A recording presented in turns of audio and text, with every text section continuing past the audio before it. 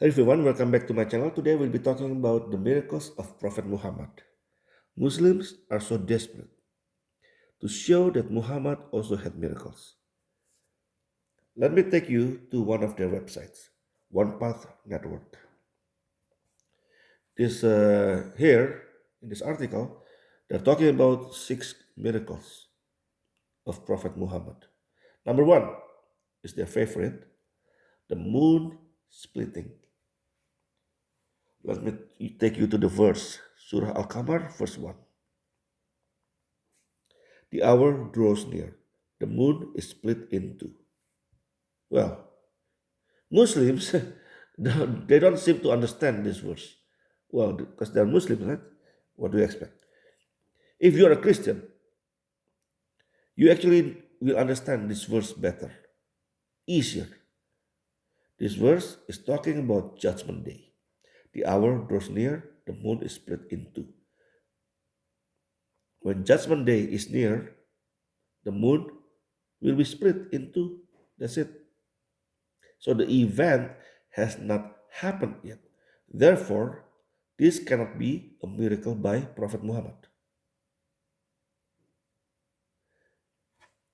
Why? Why did he split the moon into what for? To make people believe that he is prophet? Actually, this event is copied from Bible and they exaggerated. Which one? The splitting of the sea by Moses. Moses split the sea in Exodus 14. Now, Muslims, they want Muhammad to look bigger and better than Moses. So Muhammad split the moon. But the verse is very clear. The event has not even happened yet. So this cannot be a miracle. Let's go to the second one. The journey of Isra Miraj. He went from Mecca to Jerusalem and then to heaven. Let me take you to the hadith. This narrated by Anas bin Malik. I will read it from here. Let us read. My heart was extracted, and it was washed with the water of Zamzam, and then it was restored in its original position, after which it was filled with faith and wisdom. I was then brought a white beast, which is called Al-Burak, bigger than a donkey and smaller than a mule. Its stride was as long as the eye could reach. I was mounted on it. So, Al-Burak. He was on Al-Burak, a donkey, a flying donkey, sorry. Now, let us take a look different hadith. This Al-Bukhari, hadith number 3342, narrated by the same person, Anas. Let's read. Abu Dhar used to say that Allah's Messenger said, while I was at Makkah, the roof of my house was opened, and Jibril descended upon my chest and washed it with Zamzam water. Then he brought a golden tray full of wisdom and faith, having poured its contents into my chest. He closed it. Then he took my hand and ascended with me to the heaven. Where is Al-Burak? There's no donkey. There's no flying donkey. There's no unicorn. Nothing. So the difference is the donkey, the flying donkey. So which hadith is telling the truth? Both hadith are sahih here, authentic, supposed to be. And this event is also copied from the Bible, by the way. Luke 1, let us read. When Jesus had finished all Saying all this, he went on towards Jerusalem. And I will skip to verse 35. Then they led the donkey to Jesus. They put some of their clothes on its back and helped Jesus get on. And as he rode along, the people spread clothes on the road in front of him. You see? Do you see the similarity? Very similar. Very strange, right? It's just a copy from Bible. That's all. And then they exaggerated. Jesus went into Jerusalem on a donkey. So now Muhammad went to Jerusalem too on a flying donkey. You see? Let's go. Oh, well, before we go, actually, just want to confirm the hadith contradicting each other. And then the event is quote unquote strangely very similar to the event from the Bible. Huh. So now, actually, make Isra and Miraj actually questionable. Let's go to the next one. Number three, the tree that cried. The prophet used to stand by a stem of date palm tree. When the pulpit was placed for him, we heard the stem crying like a pregnant she camel till the prophet got down from the pulpit and placed his hand over it. It is in Al Bukhari. I don't need to say anything yet. This definitely one of the most useless miracles ever happened in human history. A tree crying. Oh my goodness. Uh, I don't need to do anything. It's the story actually because it's too stupid. So the story itself debunks itself. Let's go to the next one. Number four, the miracle of water flowing the prophet's hands. The people became very thirsty. A small pot of containing some water was in front of the prophet, and he had finished the ablution. The people rushed towards him. He asked, "What is wrong with you?" They replied, "We have no water except either to perform ablution or drinking, except what is present in front of you." So he placed his hand in the pot, and the water started flowing among his fingers like springs. We drank and performed ablution from it. Again,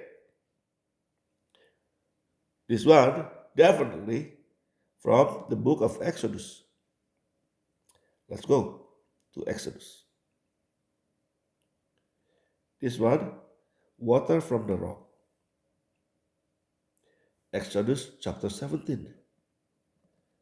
We can go straight here actually, verse 5.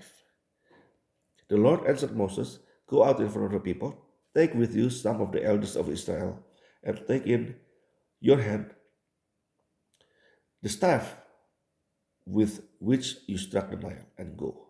I will stand there before you by the rock at Horeb. Strike the rock, and water will come out of it for the people to drink." And this event is not only recorded in Bible here, Exodus chapter 17, but also in Quran, Surah Al-Baqarah, verse 60. Remember when Moses prayed for water for his people, and we said to him, "Strike the rock with your staff." 12 springs gushed out, and each group knew its drinking place. So, again, very, very similar to what happened with Moses and the Israelites. Again, very similar to biblical story.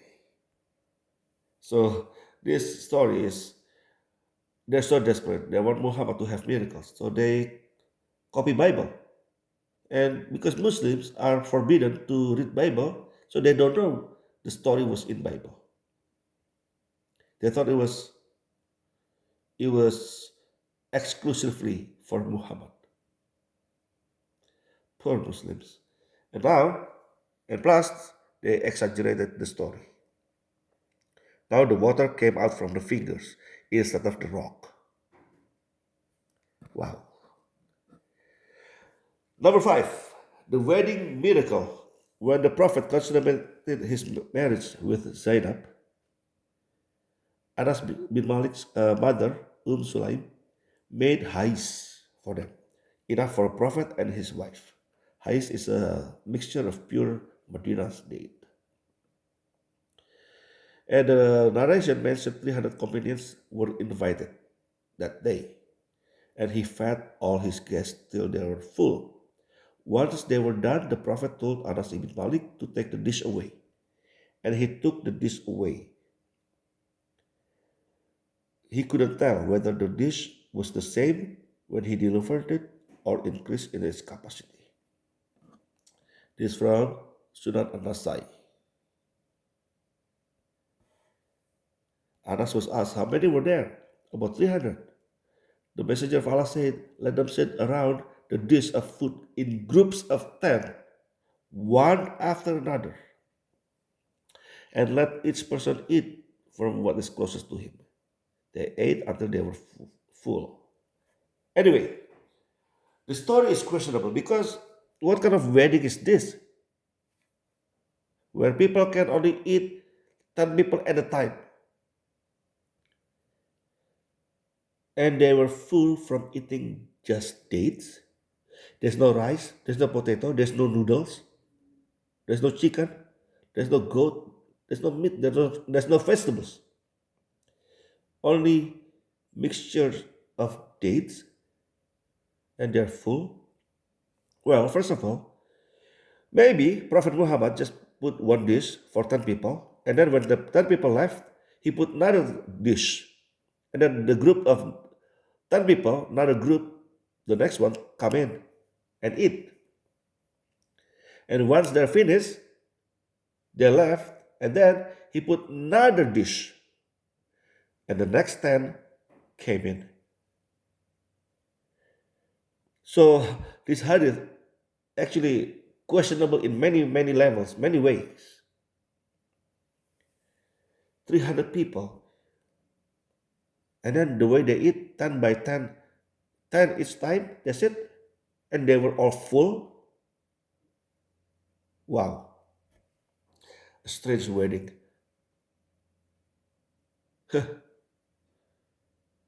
Questionable. Anyway, this one is actually also copied from the Bible. Look at this. John chapter 2. Jesus changes water into wine. I don't need to read it, right? You know when? On a wedding day.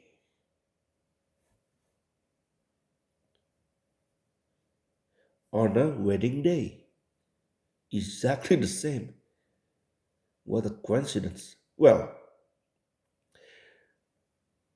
this is not a coincidence actually.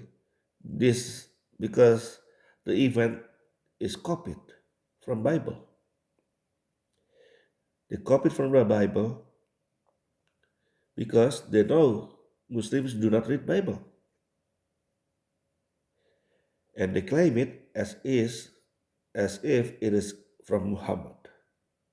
And they exaggerated it. That's it. That's it. There is to it. Nothing less, nothing more.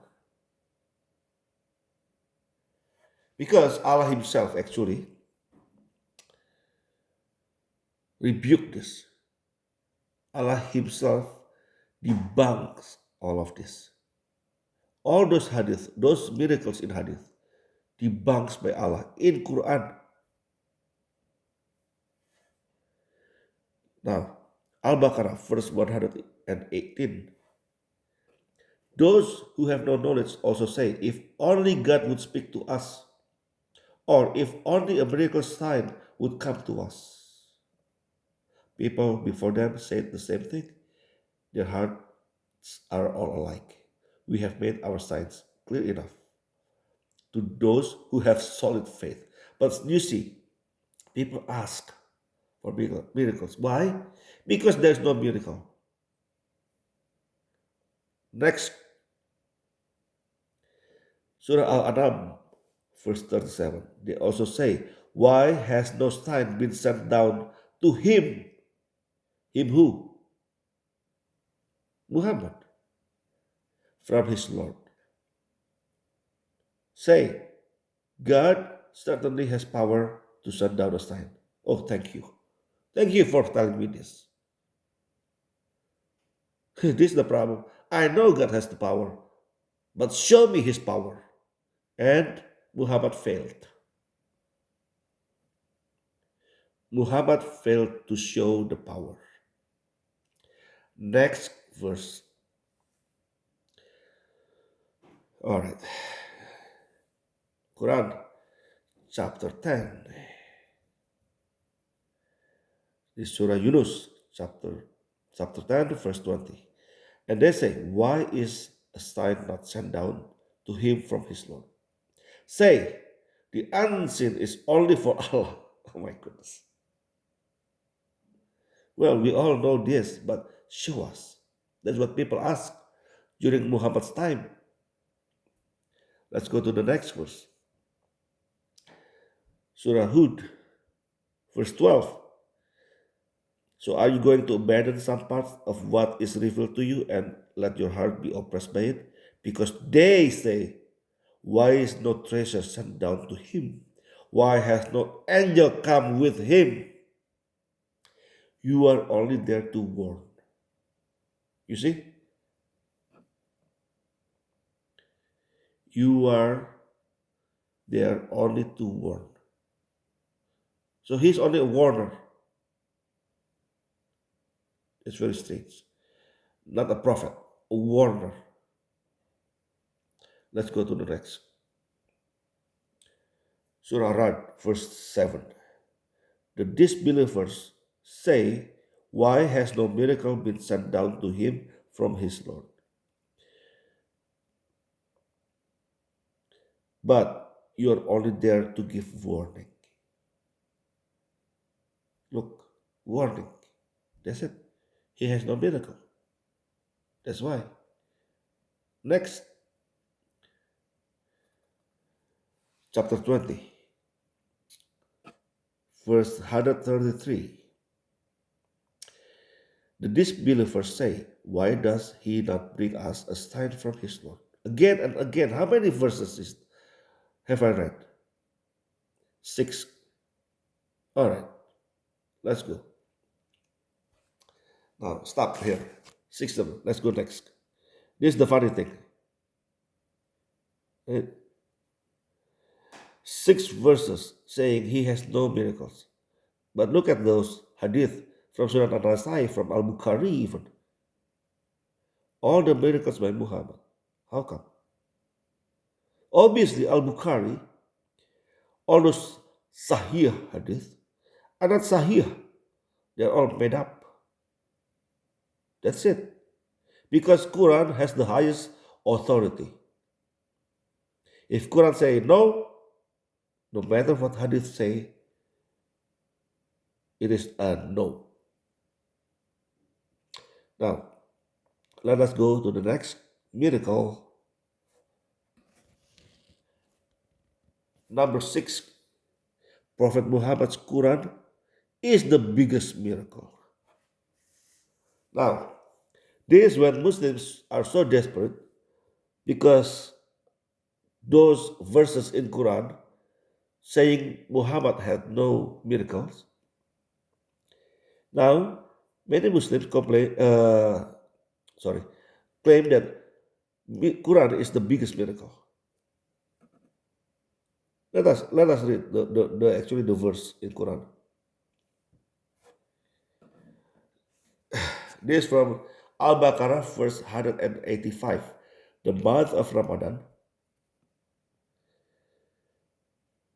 in which was revealed the Quran, a guidance for the people and clear proofs of guidance and criterion. So whoever sights the month, let him fast. And whoever is ill or on journey, then an equal number of other days. Allah intends for you to ease and does not intend for you hardship and for you to complete the period and to glorify Allah for that which He has guided you. And perhaps you will be grateful.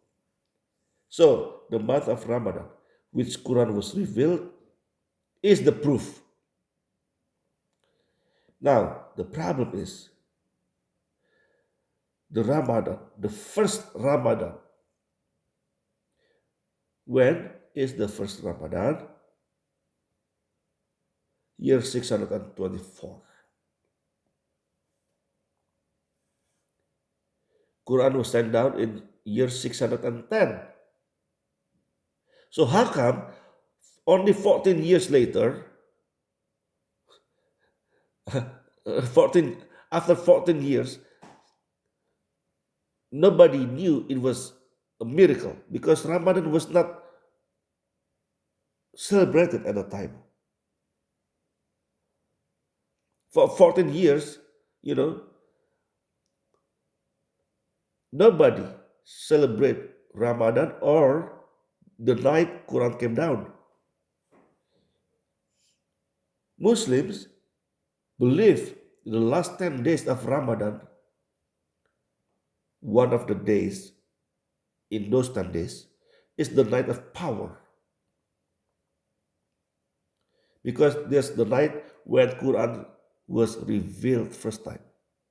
But they do not know which night. But now the question is, after 14 years, nobody celebrated anything. You know, I hope you know what I mean here. I hope you understand my point here. Only 14 years later, they say, "Oh, yeah, that's the night of power."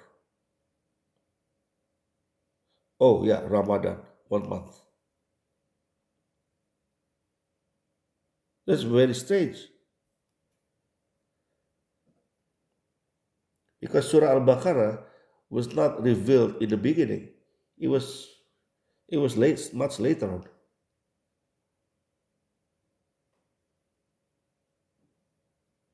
If Ramadan is that important, then Allah would say so from the beginning.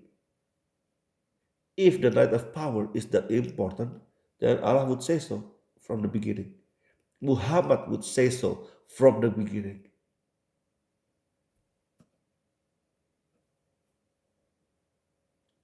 Anyway, that's all from me for today. Thank you for listening and watching. Whether you celebrate Ramadan or not, God bless you all. Have a nice life.